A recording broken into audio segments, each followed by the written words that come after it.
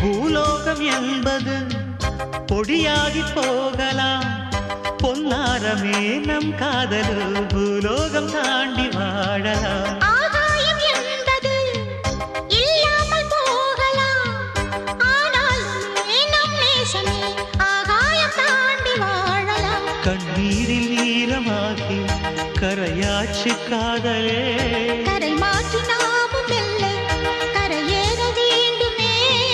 நாளை வரும் காலம் நம்மை